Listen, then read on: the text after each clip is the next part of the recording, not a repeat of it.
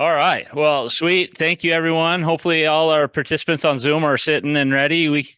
I can't see you, so we're just going to roll with it. But really glad to have everybody this morning. And I thought it's been great presentations. We've had a lot of good discussions here in the room and good conversation. We'll just keep carrying this forward. And we already heard a little bit about this earlier in the presentations, but I'm really excited.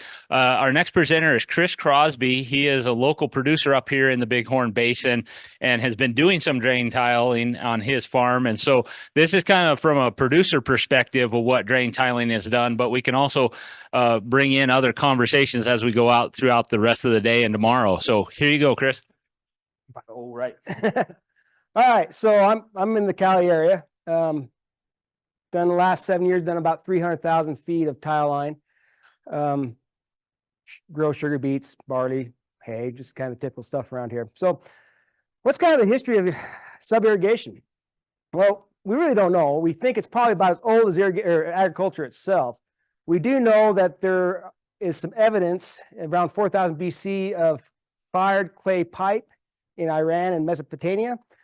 That was kind of the method until about then in 1838, it came over to America. A man named John Johnston, I believe. Don't have that on the slide, but I think it was John Johnston brought it over in upper state New York. It kind of stayed that way until about the 1870s, just kind of a unique practice, but not anything that was well adopted. Until about the 1870s, when mechanization kind of took a place a little bit, they weren't hand digging them so much. But we were still using clay pipe. It stayed clay pipe until about 1965, when Germany introduced the plastic perforated pipe that we know today. In this area, we still saw a lot of clay pipe until about 1972-ish, is when the Lovell Clay factory decided to close its door, and then it went straight to plastic. So there are multiple types of drainage. Okay, first we have surface drainage.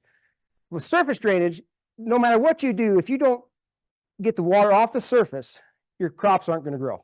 Okay, right? You after about 24 hours, you go and correct me if I'm wrong. The people who actually have initials after the names, but after about 24 hours, you go from an aerobic bacteria to anaerobic bacteria. It's not good for the soil, not good for the plants. So you've got to get that surface drainage off. It's not as big of a deal with pivots, obviously, but even with pivots, if it starts running and puddling, you need to take care of that. The second type is what I call, is subsurface irrigation, subsurface drainage. Now, with subsurface drainage, that could be either artificial or natural. It doesn't necessarily, I mean, we're showing pipe here, but that doesn't necessarily mean that's what it is. It could be a great gravel bank. It could be a gravel seam. It's just getting away from the root zone of the field. It's actually leaching away. The third type is more of a secondary drainage. Okay, we got hard pans. We got something we need to, or impeding the flow of the water. So we go in there, rip it. We put mold drains in. A mold drain's a fancy way of, they'll put chains and a little piece of pipe in the back of those and actually drag tunnels, little tunnels through the field. But in either case, it's draining at a secondary drainage source. So why do we do drainage? What's the purpose of it? It's pretty clear that it's economically feasible, number one, but we can get into our fields earlier. We can reduce soil compaction because the soils aren't so wet when we get on the fields. Crop yields go up, and of course, it pays. That's ultimately why we do it. We don't like to go out there and just spend money. I mean, we are farmers, and so we do that very well. But once in a while, we like to see it actually pay back, and that's why we do drainage. So here's a field I did several years ago. You'll see right up here, there's areas that aren't growing very well, actually clear through the field. I went in there, we pattern tiled it. The next year, spot was gone. Usually it takes more than a year. In this case, it was just about a year that it took care of the problem. Now, I want to point out though, this spot here, I didn't put tile lines in. It was actually the best part of that field.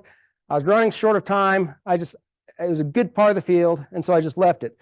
What happened though is my bad parts I put the tile line in became better than my good parts that I didn't put tile in. Now, this is a little interesting here. This goes back to our recent discussion there. I covered a drain in right there, and I didn't get the slope quite right. It was really flat, so water kind of sits. Doesn't matter how much drainage I've got in there, it's always going to look like that until I fix that. right? Because it just won't overcome the standing water there for that long of time. Here's another field, same thing, before and after. This soil was interesting though. We put sugar beets in it last year, or this last harvest season anyway. We harvested them, and I was getting to this spot on this upper corner that was always boggy. The soil was, I'll call it a gray for lack of a better word. It wasn't gray, but it was had a grayish tint to it. It had a lot of sodium in it. And this year I went through there and it looked great. And I thought to myself, I'm going to tell Dad. Dad actually plowed this out of greasewood back in the 1950s. And I was going to tell Dad, and I saw Dad come. I stopped and went out and talked to him. And the first thing he said to me was like, this soil looks totally different. And it did. The characteristics of the soil, usually we'd get stuck in this spots of the field, totally different. This is why we drain. This is why we do things. So it makes financial sense, right? That's why we do this. Now the question becomes, do you need artificial drainage? And by artificial drainage, I'm saying, do you need to actually put in some perforated pipe in your soil? It depends. If you have seams, well, not sure what I did there. If you have hard pans, if you have any kind of impervious layer that stops the water from flowing down, or if you have a low K-stat value, or think of a low percolation value, it doesn't drain very fast, you need drains. Now we need to stop and I need your attention just for 30 seconds if you can. If you put your drain below your seams, if you put them below your hard pans, and you'd be shocked at how many hard pans there are at 4 and 5 feet. There's a lot of them. If you put them below any kind of impervious layer, your drains aren't going to work. They're flat not going to work. You can't, just because you want to put a drain in, doesn't mean you get to defy the laws of physics, right? It just doesn't work. Here's a good example of this. You probably can't see this in the slide, but there's my little pointer. Right there, there's a little line there, and there's this kind of lines here. These are drains. Back in the day, the NRCS said, hey, the lower you go, the more it's going to drain, which makes sense. Unfortunately, as you can see, these weren't draining. And so we went in there, we went and pattern tile this. And so I was going to tie into these lines. And I told the guys that were excavating, okay, let's try it at 6 feet, and they should be about right there. They typically were about 6 feet in my area. We got down to 6 feet. We didn't find it. We didn't get down at 7 feet. We didn't find it. We didn't find it until 8.5 feet deep. Well, in that time, we had gone through 3 seams, 2 of them being bentonite.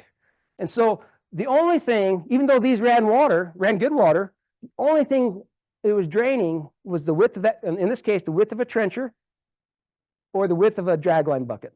This was clay, this was plastic down here. And so it really matters where you put these drains. Deeper is not always better. Sometimes shallower and closer together is what you want to do. If you have foxtail loves water. If you see foxtail, more than likely you have a drainage issue. Now, I gotta laugh, Paul. I call this alkaline soils. This is not the true case. This is not even an alkali soil. This is a saline soil example here. So thanks for correcting my terminology on that. But as farmers, we call this alkali. If you have alkali spots, you're going to need drainage. If you have sodic soils, you need drainage and plus, right? You need drainage and elemental sulfur. You need drainage and gypsum. And correct on that assumption? We got an expert here. I'm going to refer to him on that. Drainage alone will not be enough. However, without a drain, as we learned today, it will not fix the sodic soil problem. Do you need drainage? Well, let's look at soil reports. This one is actually one that I had the Stukenholz Laboratory do quite a while ago, but let's go to page 111 in your book. Let's look at this. Soil reports are awesome in determining whether you need drainage. Okay, so remember, anything with an anion will be leached with water, with the exception of phosphate.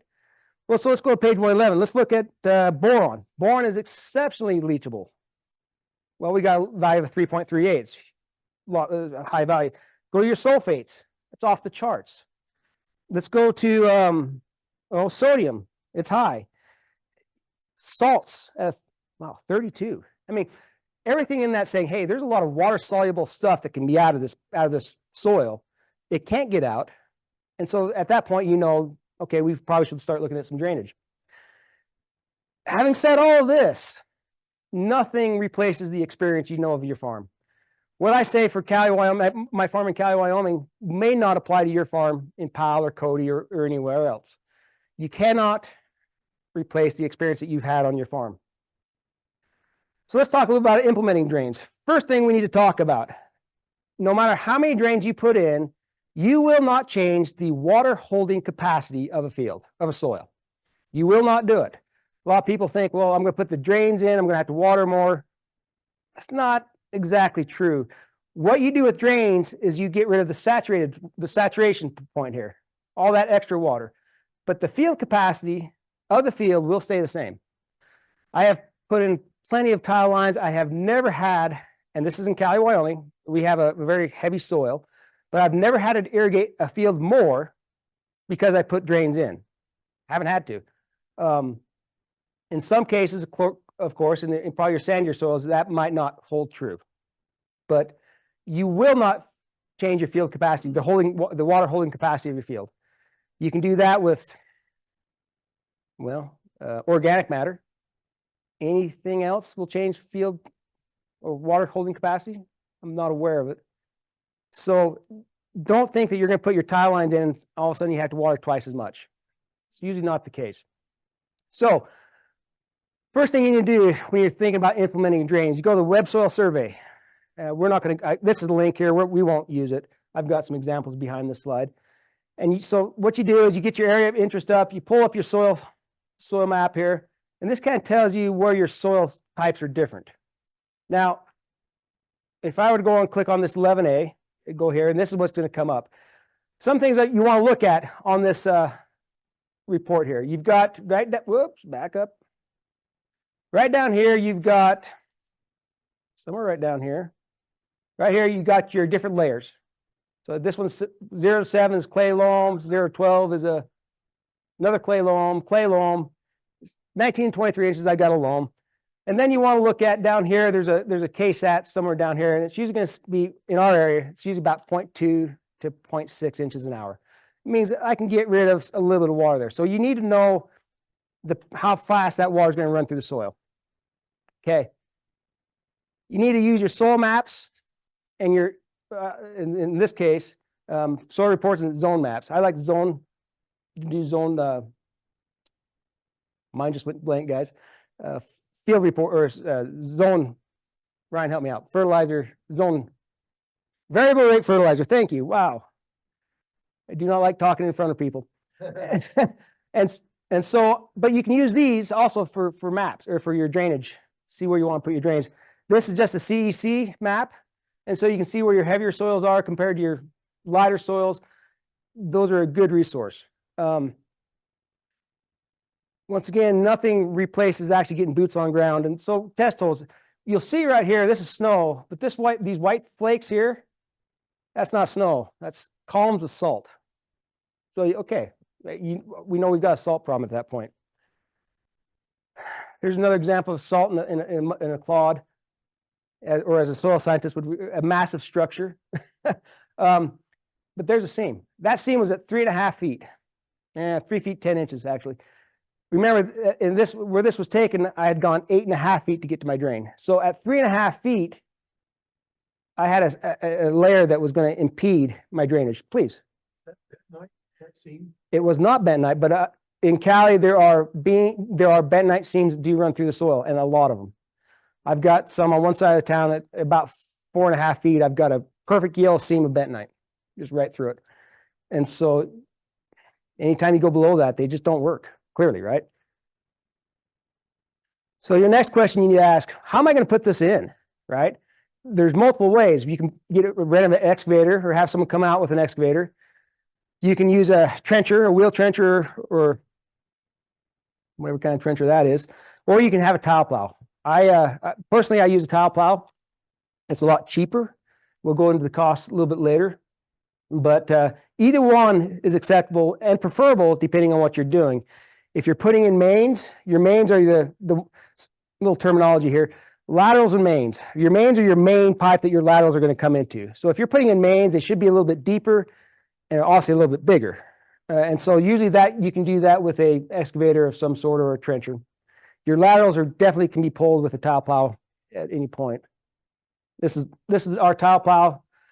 Here's just a little video. So what you do is you put a little trench, a starter trench, and then you just take off, and of course it's sped up a little bit. Don't mind my daughter. Here's another view. So you do not hook your dozer to your tractor unless you want to pull it in two. Okay, this cable runs from here clear back into the plow. And then all you do is you just hook onto it and you just take off, and it plows it in. It works very, very well. This tile plow will go 7 feet. I cannot pull it 7 feet because I don't have a tractor heavy enough. It's not about horsepower, it's about traction. I can go 5, I've gone 5.5, 6 feet with this one, but that's 5's usually where I lose. After 5, I lose confidence in my ability to go deeper than that.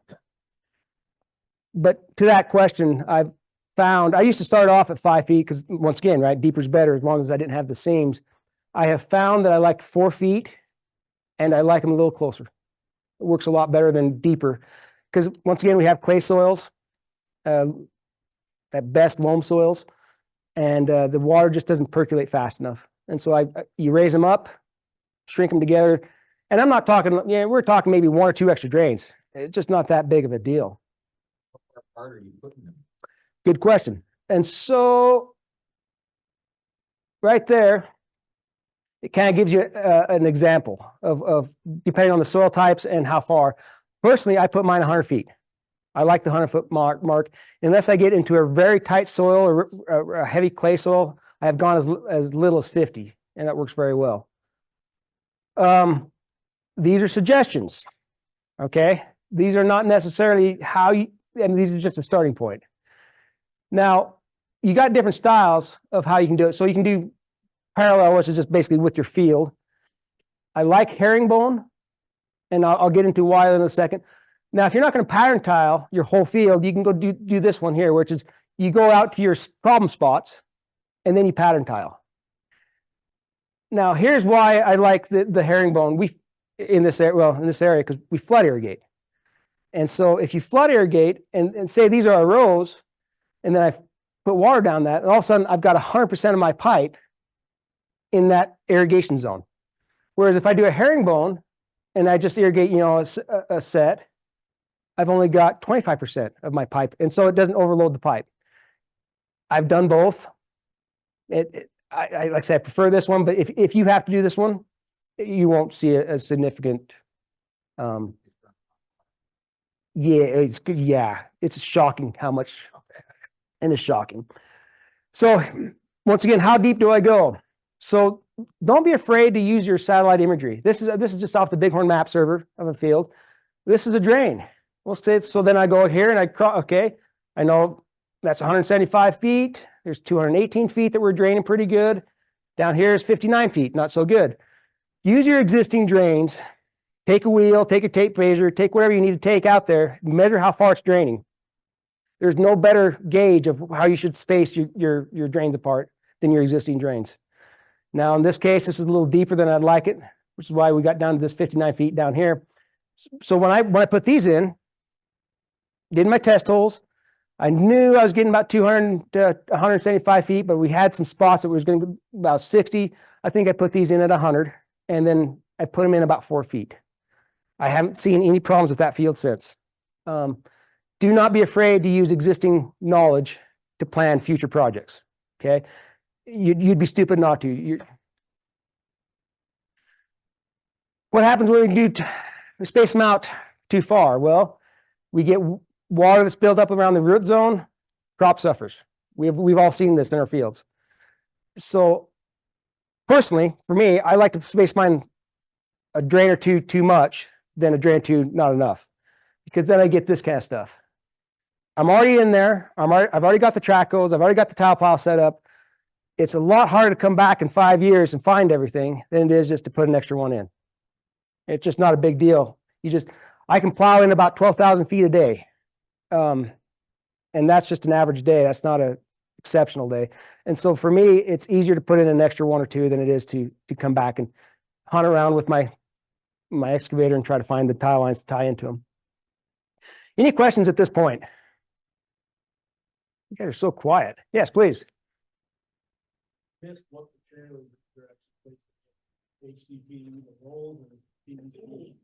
it's HDP and rolls, and we'll get to that. Yeah, that's a good point. It's the black plastic with poles in it.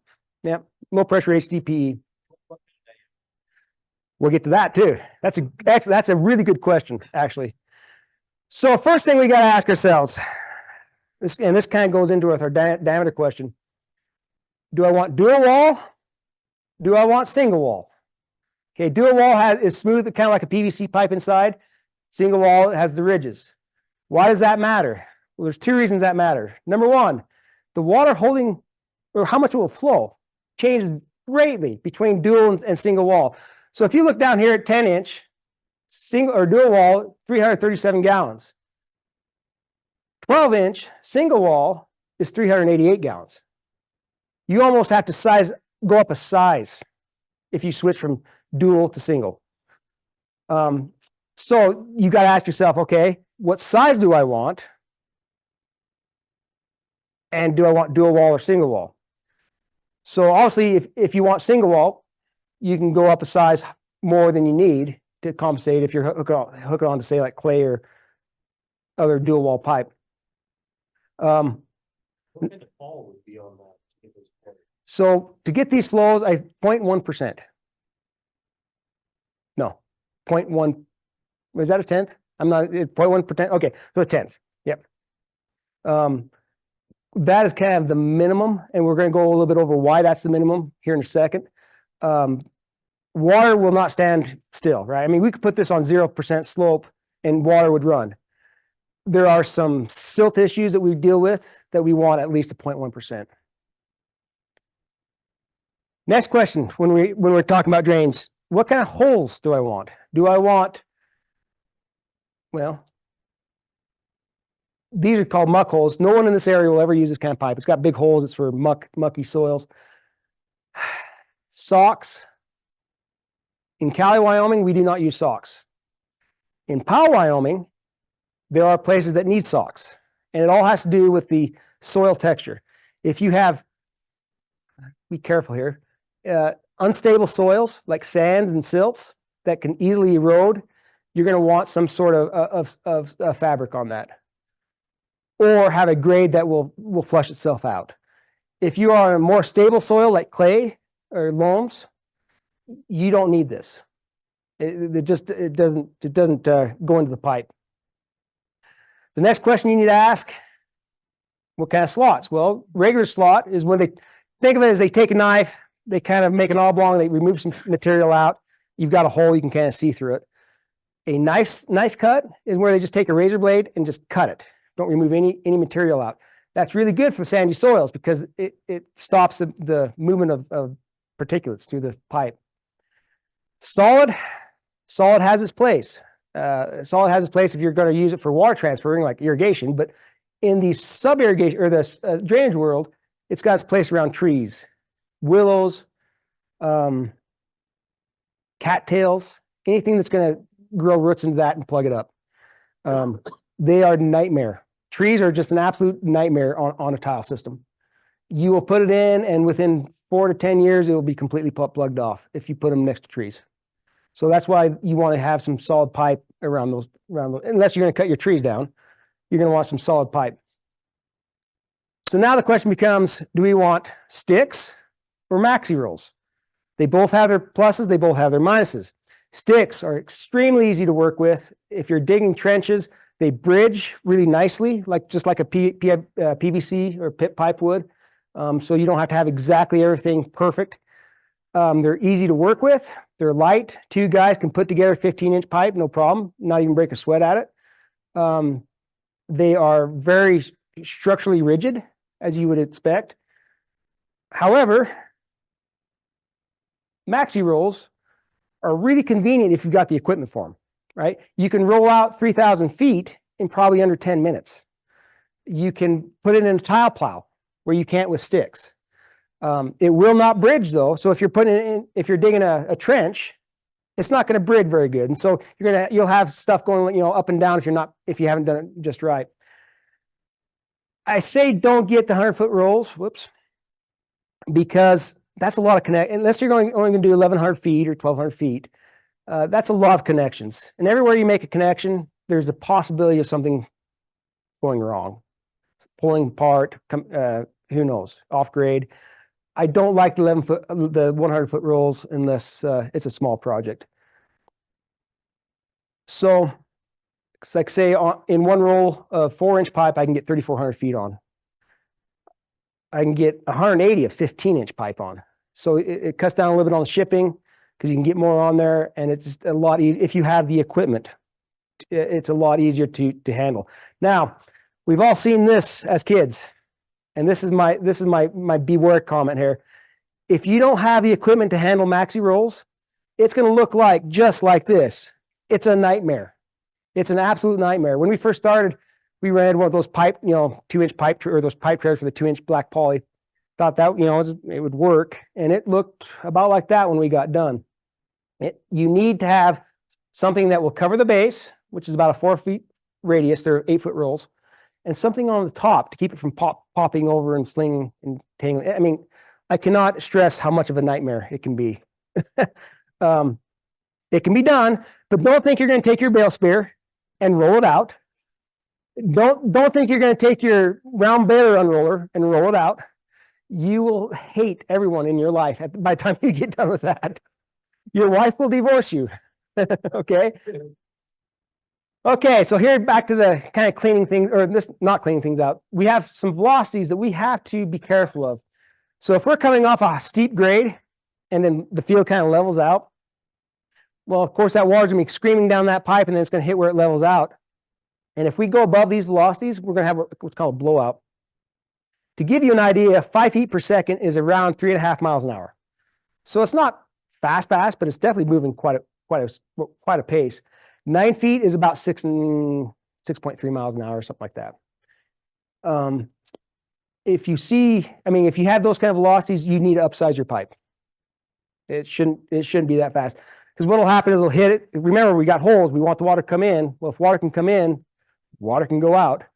And so it will bring it up to the surface. And then when it comes back, when the water goes down, then it pulls all that silt into your pipe. It's something you have to be aware of. It's not something that you have to be concerned with because you just manage it. It's just not that big of a deal. But you do need to understand that there's some certain water or some certain velocities that you can't exceed. This is just an example of what it will look like when you have a blowout. It just sits there in bubbles. It just comes up the surface. I have seen that. Oops, but it was an easy fix because in the case I've seen it, the pipe was collapsed, and so I just yeah. Questions?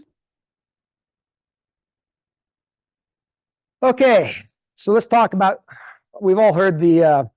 You've got to have a gravel envelope around your pipe because you're going to get filled full of salt or silt or sand, and it's just going to plug off. To which is not true. It's a little pet peeve of mine, and it's a pet peeve of mine because my dad and I went back and forth on this. It was finally, Dad, listen, clay tile never had a gravel envelope. I was like, of course they didn't. They didn't need it.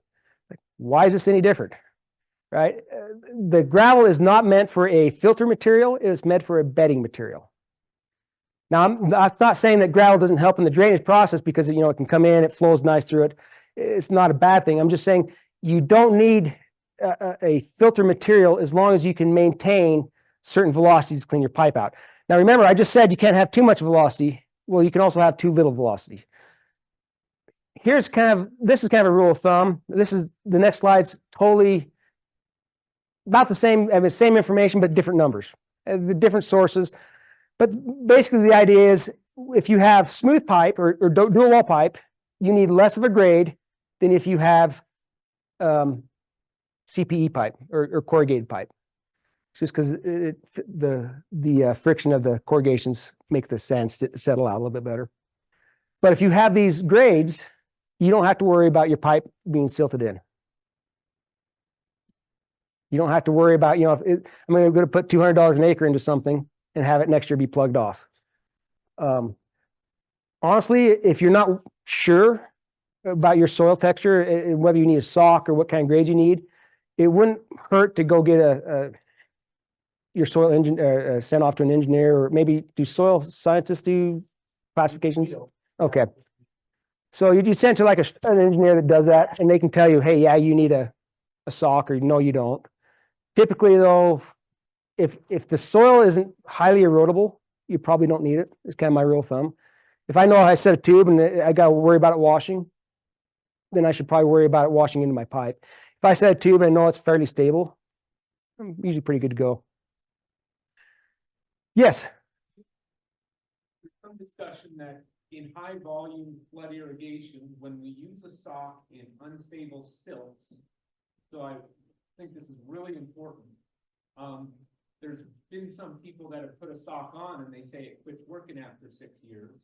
And they've said it's because the high silt has made a plastic sleeve that disables infiltration. So I think this is a really interesting discussion, the sock or not the sock. And in the silty, unstable soils, we probably better not sock it, but we better have our flow rates proper to keep that silt suspended where it doesn't become. So I've talked to guys that have had failures with sock after 5 years. So this is really interesting. So You are 100% correct.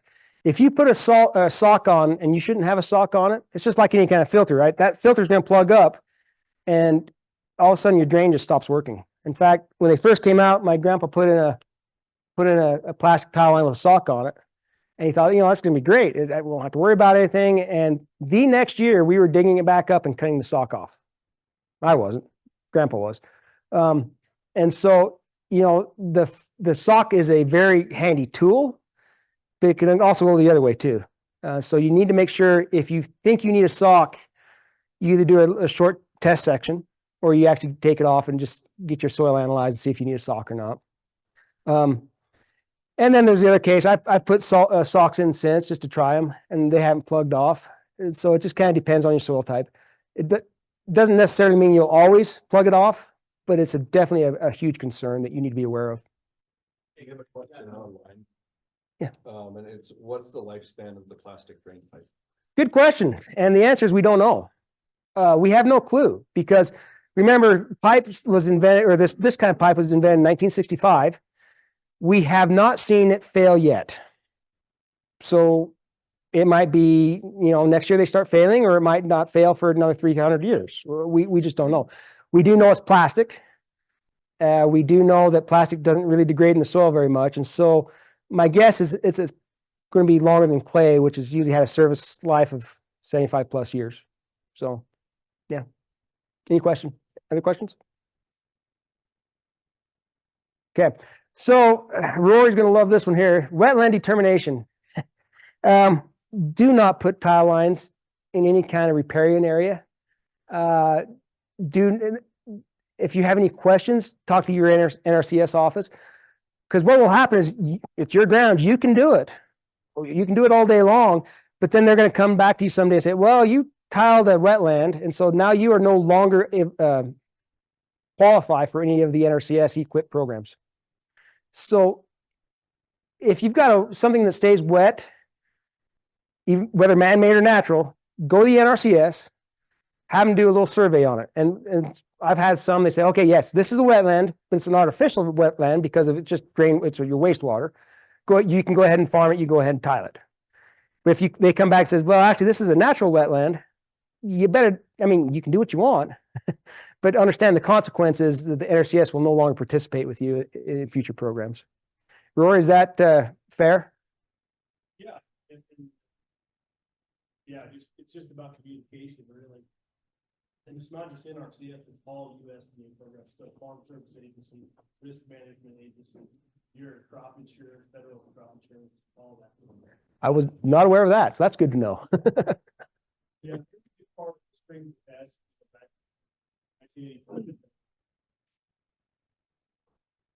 The taxpayer said, yeah, we're willing to put money on this person on private land, but the two rules, and that was one of them, no one natural wetland drain to farm.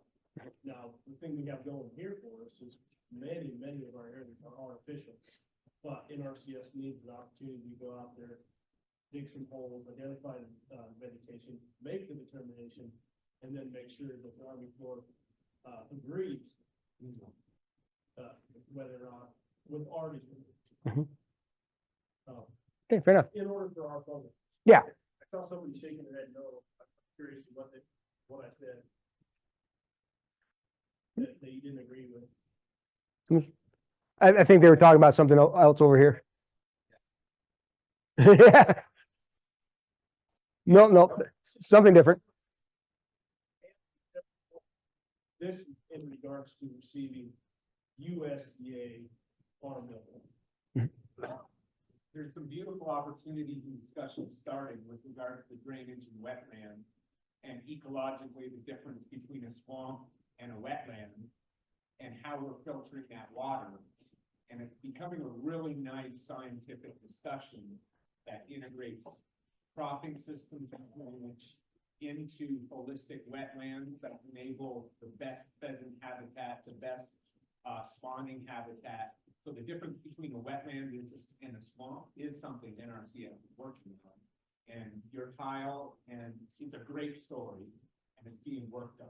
So I just wanted to add that, because we're doing some of this up Meeteetse and Wood River and some of these other creeks and things, and the high TMDLs in rivers, and we're dealing with sediment in rivers. And using a cleaning irrigation water in a wetland before it leaves a property in some of these riparian areas, there's actually a lot of money for landowners to actually integrate some of these principles for food lorry as well. I think it's an opportunity, not just a negative that we might lose our wetland dams. So. Okay, thanks. Anyone else? Please. How do you know what the flow rates might be before you put everything in the ground? I've got a calculator we're going to show in the next couple of slides. That's an excellent question. It's a question. Yeah, excellent question. Now here's a question that's not part of the presentation, but Kevin over there kind of made me think of it. We have a storm event, and this is huge back in the Midwest. You've got your people who are for tile lines, and by the way, when I say tile lines, it's technically a subsurface plastic irrigation pipe, right? But we all went back to the clay pipes that we call tile, so it's now the plastic pipe is now tile. But you got the people that are for tile lines, and you got the people against tile lines. And when they have a storm event, and the people that are against the tile lines, they say, well, it's just increasing the flooding of our rivers. And the people that are for tile lines, and I'm not either way, I'm just telling you what the opinions are out there. The people that are for tile lines, typically farmers and ag groups, they say, no, what we're doing is we're lowering the water table, so when a storm event happens, the sponge has more water to absorb that we can release over a longer period, so there isn't a flood. They both have their attributes, I guess, of yes and no, but just be aware that not everyone appreciate tile lines, especially in the Midwest. Here in the Wyoming, Montana, Dakotas, Idaho, we don't see a lot of that discussion going on. But in the Midwest, where they get a rain event of 5, 6, 7 inches, it becomes kind of a controversial issue. Okay, maybe not. I turned it off. Okay, there we go. Okay, now this is an important one. So in cash crops, they kind of say you want a minimum of about a ½ inch per day of drain water leaving your field. So a ½ acre inch of water leaving the field for high value crops. The problem with this is not the ½ inch. I agree with that. The problem is we flood irrigate. Okay, and we flood irrigate, and it's a big difference between those who flood irrigate and those who you let God irrigate for them. Rains, right? So when you get a rain event, the whole field is being covered. Okay, you've got your whole 40-acre field is being rained on, and so it's going to take a lot more water pipe capacity to get 40 acres off in a day than it is to take a set of water off in a day. So when I irrigate, usually typically when I irrigate my fields that are 40 acres, it takes 5 to 6 days. And so, you know, for the first day I'm watering, the pipe's gonna be full. The second day, it's just pulling off the excess water that I've got. By the time I'm getting to the third day, that water is slowing way down in that section of the field. And so when you go to these calculators that I'm about to show you, they're gonna call for these huge pipes that might not necessarily be for your mains, that might not necessarily be the case. I need to be careful here because I don't want to. There's nothing worse than too small of a system. Once it's in, it's in. You're not going to dig it back up. You're not going to go and try to fix it. You're stuck with what you got. And so I don't want to advocate for a smaller system. I do want to advocate, though, for you guys to think about your soils, think about your systems, and then try to come to a good economical compromise of too big to too small.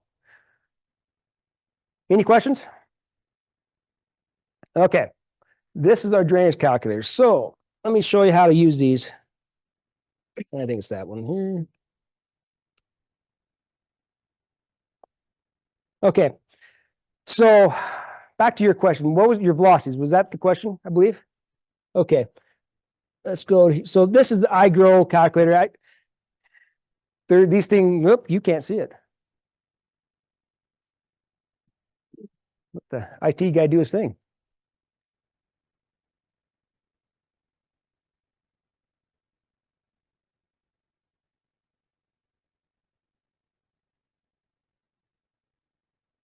Okay. A lot of good information here. So let's go to pipe diameter here. So say I'm going to put in a 4-inch pipe.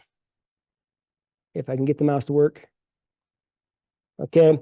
The pipe material, I'm going to do single wall. Plastic. Grade, we'll just put the, okay, maybe not. 0.1, so 1/10. And then drainage coefficient. Now that's what I'm talking about, the 1/2 inch, the 1/4 inch, whatever. I typically put in a 1/4 inch. I find that if I put a 1/4 inch in, it's the happy medium, and it's sufficiently large to get that 1/2 inch over the course of 6 days. You guys need to decide what you want to do.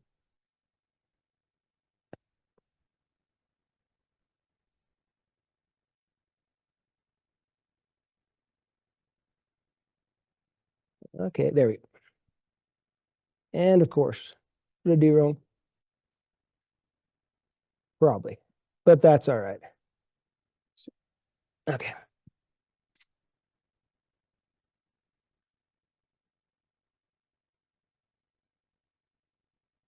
So on this page, while he's working on that, you can do a lot of things. You can find pump sizes, and I'll get to why you'd want pump sizes. You can find your drainage coefficient. Try 4, single wall.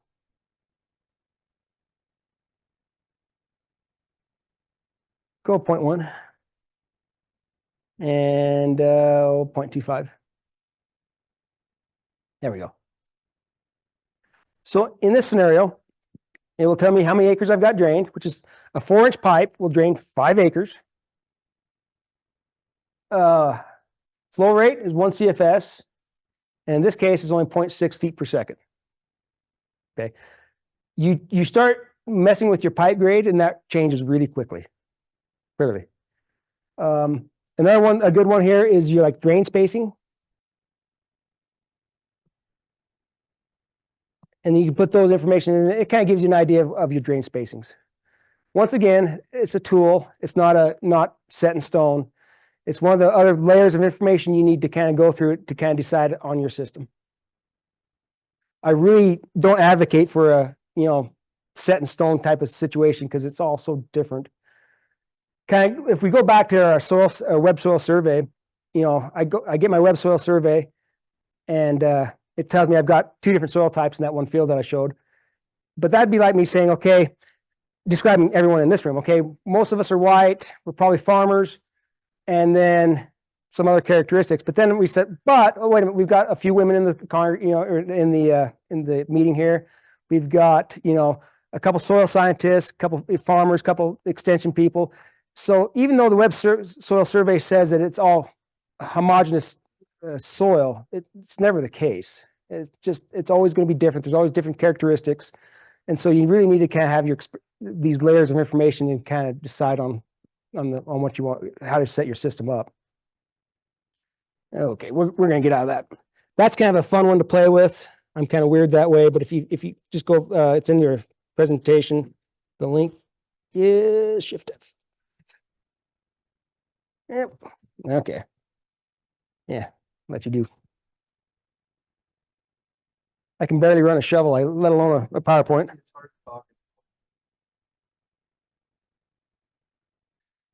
Okay, there's just another one. Same kind of principle. Okay, now willows, trees, what I was talking about earlier, that's roots.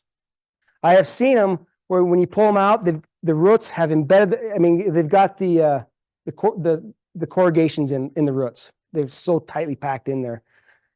These surprisingly will not take too long to get to that if you're next too close to trees. Lilac bushes are awful. Cattails are awful. If you're going to put tile lines in, I would recommend ripping out everything but trees. I kind of like trees. But the rule of thumb for trees is you take the height, times it by 2, and that's how far away you stay away from that tree. If you can't do that, you go to solid pipe. So the roots can't go into it. And you have that solid pipe for the length of that, height times 2. It's a rough rule of thumb, but it works pretty good. If you do have tile lines that look like this, and they're not tree roots, something that works really good is a sewer jet. You can take a sewer jet, blows the roots right out of there. It works really good. Unfortunately, you don't know this has happened until something's happened to your crops. And at that point, the damage is done, and you're not going to fix it that year. You've lost that value of that crop until you can go in there and fix it. Even if you could take a sewer jet and blow it out of there, the damage is usually pretty permanent at that point, for that year anyway. Okay, so let's talk about how we daylight these things. First off, you need to be about a foot above, if you're going into an open drain or some sort of valley or draw or whatever, you need to be about a foot above the bottom or the water line. You're going to want to put a animal guard on. We had a tile line, so it had to go 1,300 feet up this 8-inch line, corner at a manhole, and go up another 1,200 feet into a corner, and a muskrat built a nest. They love these things, and so make sure you have a animal guard of some sort on it, or you're gonna have problems with nests, rodents. It's not pleasant. And then finally, my favorite, this metal culvert or oil fill pipe, that thing right there. I don't know about you guys, I like to burn. Okay, I don't like to fork wet weeds out of a ditch. If you don't have that metal pipe, this plastic pipe that we're putting in, it loves fire. I mean, it'll take off and it'll burn up the ground. So you need some sort of protection from fire, or cows. Cows like to trample them in too, but fire and this plastic pipe is not a good combination. And so make sure you have it protected where you can burn, maintain your ditches, and not lose your investment. Back to the pumping issue that I talked about. So a lot of people don't have any place to put their drain water. They want to put them in 4 feet deep, but they have nowhere to daylight this stuff. And so what you can do is you have a pump station. And so that's clearly not 4 feet, but you can have your tile lines in at 4 feet deep. You come into a manhole that has a pump in it, and then you can just pump it into a ditch. Going back to that calculator I just showed, it will tell you the pump size you need and everything. It gives you the things needed to make this happen. This is really good in the Midwest where it's really a lot flatter. I don't see anyone in here needing something like this system, but it is a possibility if you do. And you think, oh, that pumps are expensive. Not really. I mean, you can run a pump pretty cheap. It definitely still pay for the system of putting it in. So when you implement drainage, you've got to know your restrictive layers. Okay, you've got to know your percolation rate, your case stat. You've got to know pipe depth, pipe size, pipe spacings, all these different things. But it's not that. Don't freak out. Just take the information you have, the information you know, the experience you've got, and go with it. If you're really unsure, put a sample, and you're going to want to do something like pattern tiling, go in there and put one drain in, wait 3 years, see what it does. You don't have to do the whole field, do one drain. And then you can kind of say, okay, let's drain this much. I'm going to have to do this much, or I need to bring it up, or it plugged off completely and I don't want to put any more in. You don't necessarily have to do it all at one time. You can go in there and do it piecemeal if you need to. Any questions yet? Here and then here. Go ahead. Is there any rules about where you discharge the water? So if you discharge it into a ditch and then that ditch is run into a creek, quarter-mile away? In California, yes. Not in Wyoming. Now, you will have a lot of salts, and salts being everything coming out when you first put this in, because by definition, we're putting these in because we've got problems, right? And so that first flush, I've put them in, and I've seen the metal culvert that comes out into the drain just be coated in salt. I mean, just white. After the first 2 or 3 times, it really kind of flushes out nicely, and it just kind of equals out a little bit. I know California had a problem. I can't remember what drainage project they had. They started at top and were going down towards the ocean, and they had these settling ponds along the way. And they got 2 or 3 phases into it, and they realized that all the fish were dying because of the selenium was coming into the system. And so they canceled it, and it caused some heartache in California. But here in Wyoming, not so much. And more importantly, our wastewater usually goes back into our drain water. And so it kind of, it bounces it out a little bit better. Yeah, please. Drains run all year long? They shouldn't. So the question was, do your drains run year long? And I have drains that do, and they're 7 feet deep. They run, I water a huge set of crayals with them. It's really nice. I say they shouldn't because if your drains are running year long, they're not properly sized or properly spaced. When you put your drains, that's a great point, by the way. When you put your drains in, you want your drains to stop running water before your next irrigation. If they haven't stopped running water before your next irrigation, you have not placed them in correctly. And that's with pattern tiling. If you can only afford to do one tile, then you want to go as deep as you can, above seams anyway, and try to get the most water out. But if you're going to go in there and pattern tile or put multiple tiles, then you want those kind of run out before you start irrigating next. Thank you. Anyone else? Y'all awake? Okay. So when we install drainage, we need a minimum of 1 foot cover. Okay, if you're going to crush it with a tractor, you're going to crush it with a semi. So you really need a minimum of 3 feet to cover these drains to protect them. At 3 feet, you can run semis loaded with anything on it. It won't cause any problems. Connections. So I've got some pet peeves here, and I'll explain them a little bit. So when you're designing your system, I don't like T's. And there's actually an exception to this on the next slide, but I like Y's. Okay, and the theory is here, you've got your main, you got your lateral coming in at a 90-degree angle.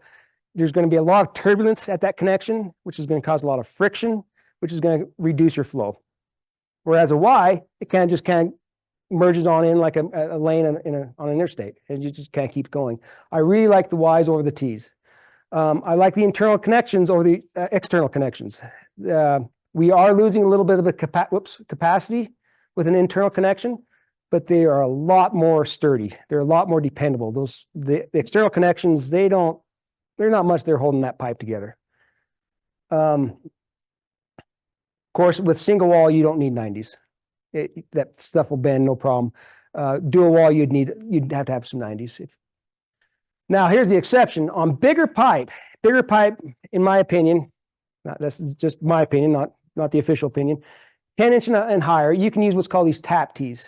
I like these tap tees because what you do is you take a hole saw, you put a 4-inch hole saw in this case, you 4-inch hole into the 10-inch pipe or 12-inch pipe, and then that thing just goes right into the hole that you've made, and you just plug it in. On the bigger pipe, I don't feel like there's that much turbulence to cause that much of a problem. And more importantly, on the bigger pipe, it's a lot harder to handle. So I'd have to cut the pipe, pull it up, put my Y or my T in, put it back down. I've introduced a lot of problems with stuff getting underneath my pipe, with losing grade because I've kind of disturb that bed. And so on the bigger pipe, I do like tap tees. If we're going from clay to plastic, they've got boots. Okay, this is a Femco boot, clay to plastic. You take it's been my experience. You go down to your local hardware store, and they've got a Sawzall blade that's a carbide. Just looks like a file. It cuts right through this clay. You just cut it, put the boot on, and then you put your towel right onto it, and away you go. Another thing I like are manholes. Now, you don't want manholes out in the middle of your fields. We all know that.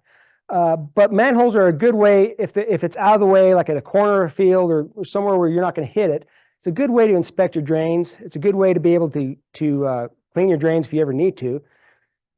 And it's a good way to make 90s. So in this case, you see you've got one coming in, but you can have another pipe coming in here. And this is kind of what the inside of those look like.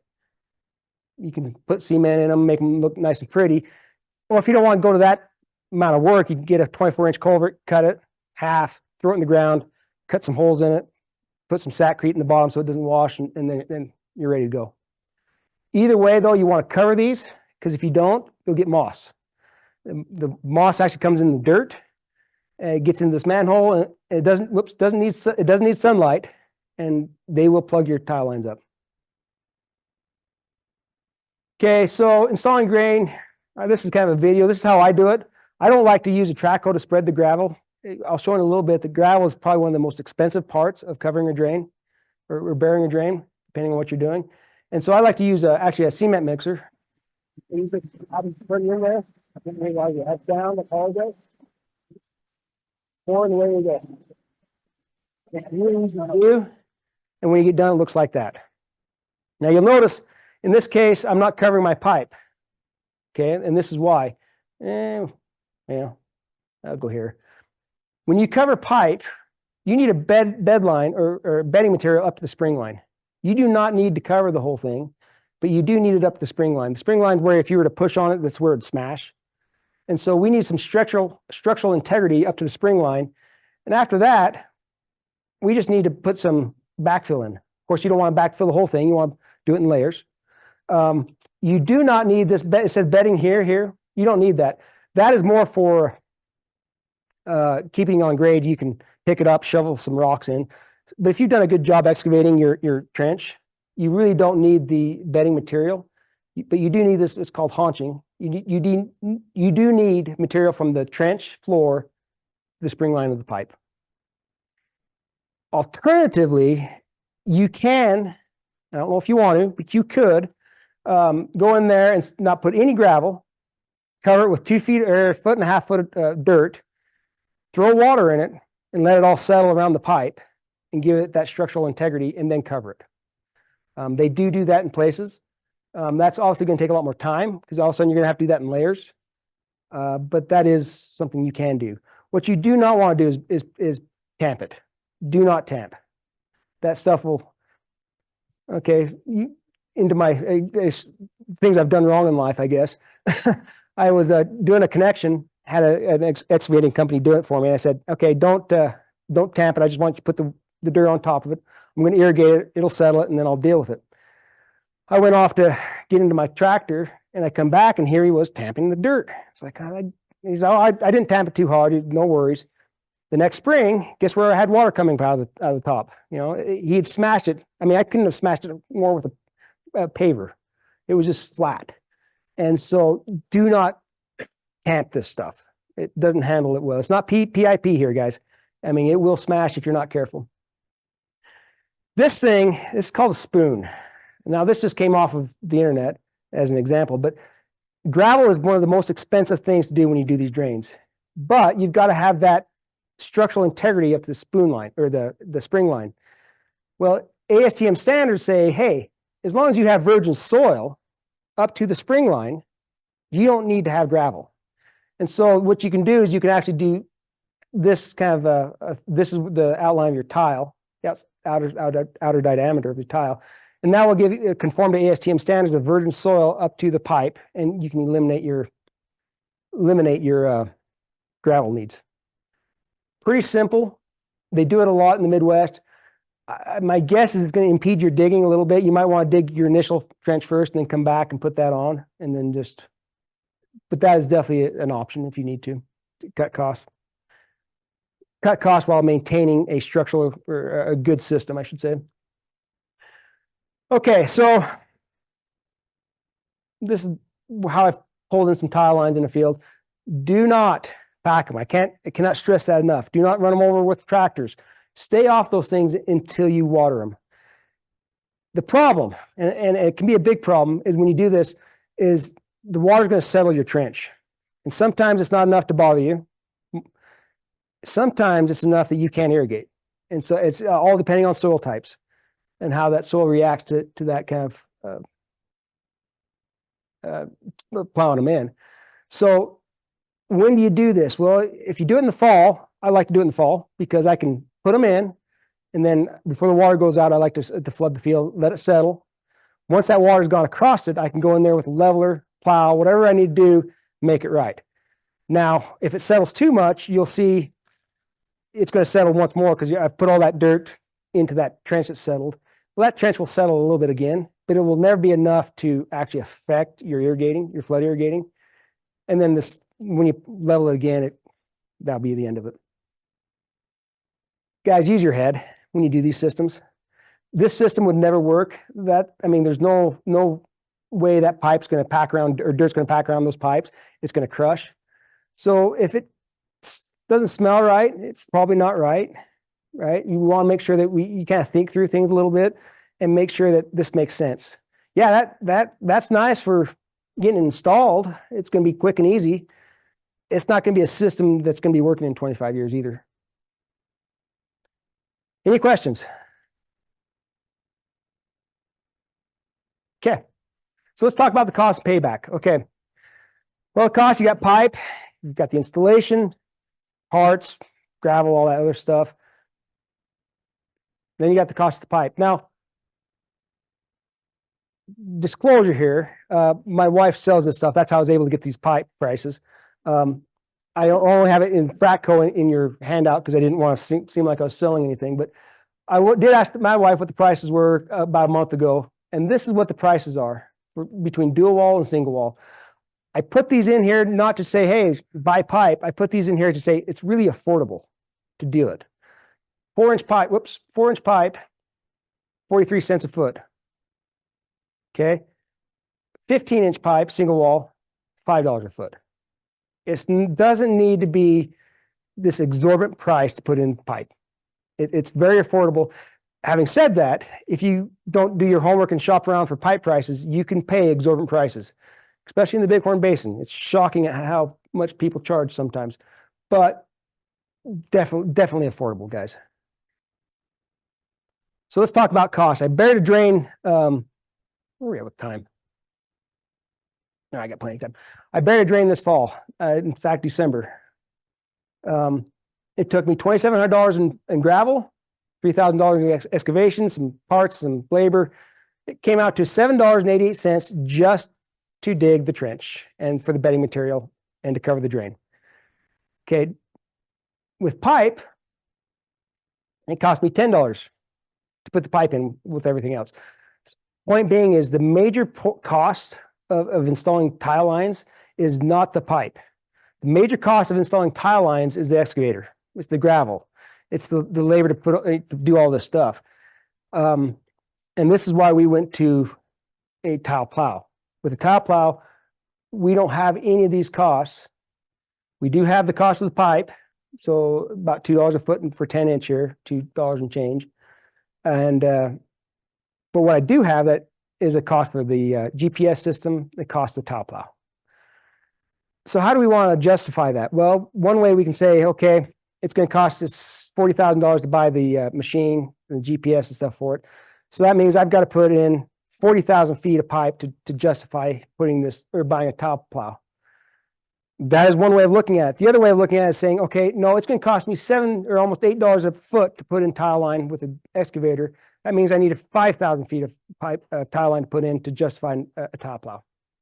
I really don't know which way you guys want to do it, but if you're going to do any kind of extensive tile work, you need a tile plow, or you need to find someone who does tile or plowing tiles in for a living. They will do it for about $1 to $2 a foot. So all of a sudden, instead of $7.88 or $10.88, it's going to cost you $2.40. Becomes much, much more affordable. There's no way you can afford to tile plow by using an excavator. It's just too costly. And so at that point, if you're going to use an excavator, you're stuck to going out to your problem spots that are really bad and trying to fix them. Whereas if you have a tile plow or pay someone to come in with a tile plow, you can do it much, much cheaper, much, much more efficient. And like I say, you can do, well, probably 50,000 feet a day with a professional tile plow. Or if you've got your own tile plow, you can do it at least 12,000 feet a day. It's just not a big deal. You're shot at the end of the day because you're climbing in and out of your tractor a lot. It's shocking how much work it is, but it's very doable and it's very, very easy because the GPS takes care of it all for you. You put in here's my elevation, here's where I want to put it, and it's going to tell you, yes, I can do it. No, I can't. I mean, it does all the work for you. When as you're driving, it'll automatically go deeper or shallower depending on the grade of the land. It's pretty simple to do. So this is about the one place of the studies or the show that I've actually cited things. This is a professor's worst nightmare as far as citing things, but this is kind of what I've seen though. They're saying 20 to 80% payback from 2 to 6 years. You put $200 in an acre to pattern tile it, you're definitely going to see that back in a short amount of time. This is what I've seen. I've seen 1 to 13 acres difference in sugar beets.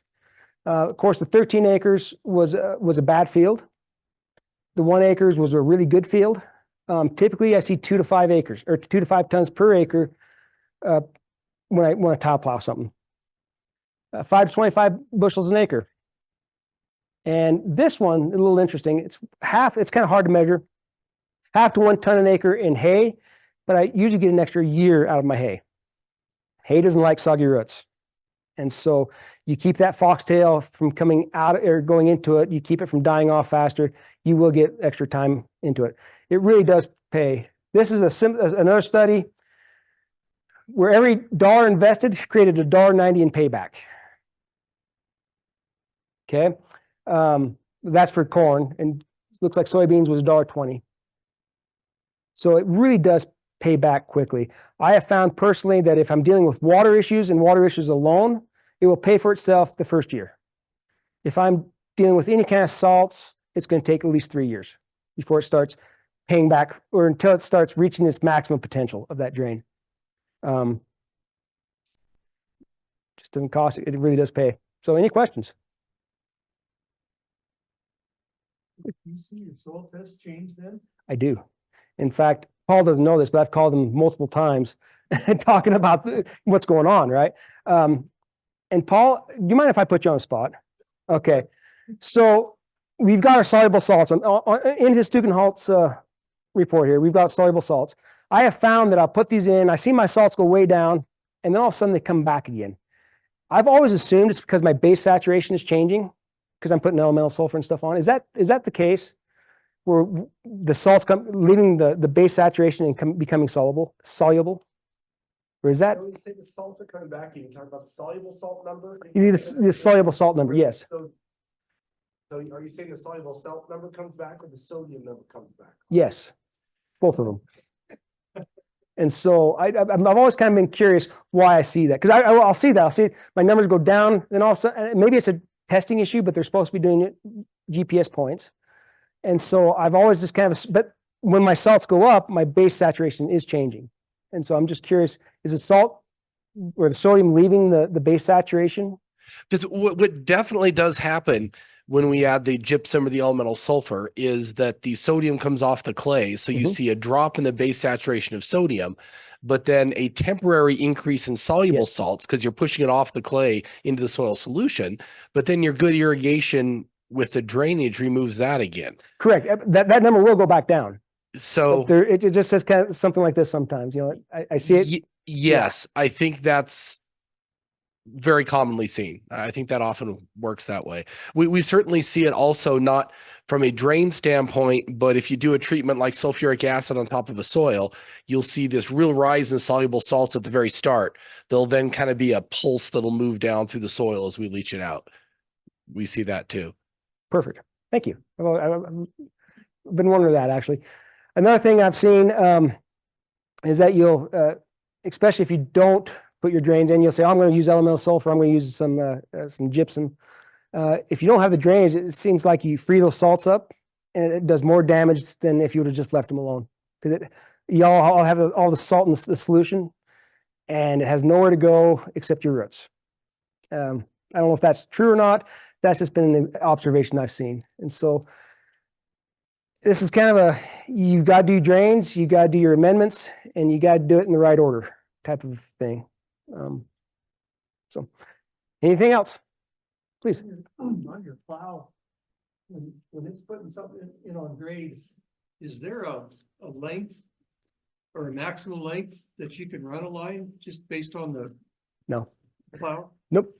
I need to be 10 feet away or 10 miles away from my base, or I can be up to 10 miles away from my base station.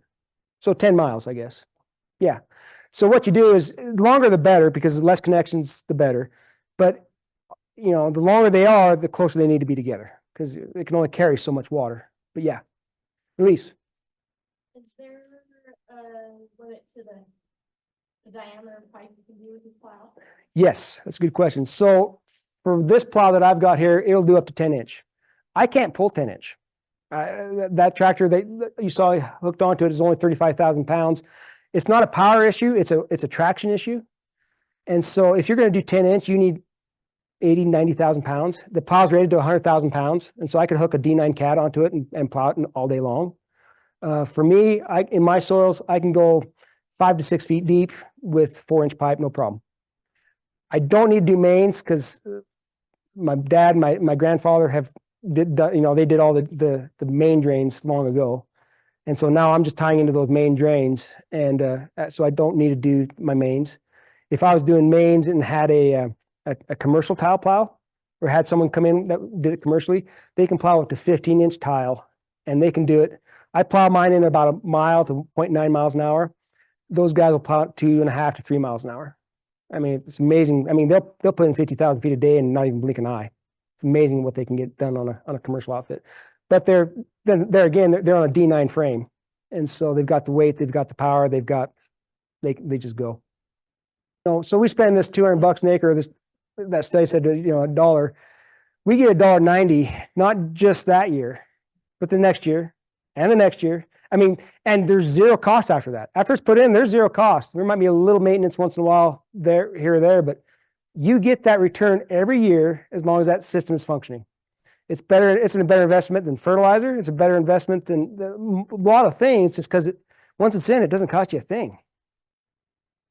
I'm not saying you should cut your fertilizer out though. I'm not saying that. Don't do that.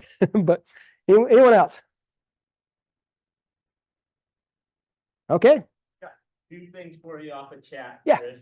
So can you share your pipe supplier's contact information? I will supply it with you, and if they want, they can. This was not a infomercial, okay? So I will supply it with you, and if anyone wants it, they can get it to you. Yep. So sounds good. And then let me grab the mic. Sorry. Yeah. So what Chris was saying is he'll email it to me. And so if you want that, email myself, and then I will get it to them directly. Yep. Thank you, Chris. The last one we have is, wow, the presentation, give the farmer a pat on the back. Yeah. that you can't do better than that. God, Not far. Thank you so much, Chris. Appreciate it. Thank you.